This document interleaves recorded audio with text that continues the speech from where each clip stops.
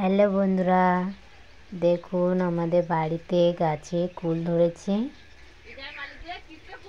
কুল গাছে একার পুরো ভর্তি হয়ে আছে, হাওয়ায় কুল পড়ে গেছে, তাই আমি খুঁড়ছি।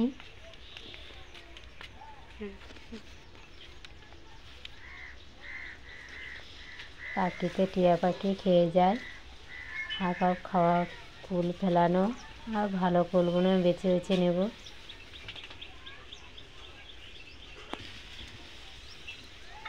বাড়ির ধারে কত বড় কুল গাছ, কুল এমন হয়েছে একটা ডিশির তার পর সব ঝুলে রয়েছে।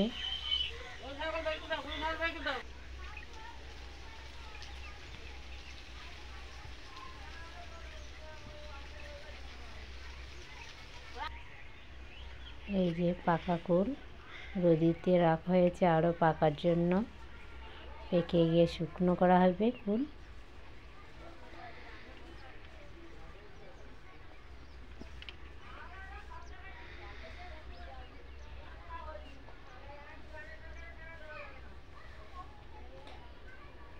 যদি ভিডিওটা ভালো লেগে থাকে লাইক, কমেন্ট, শেয়ার, সাবস্ক্রাইব করে দেবেন।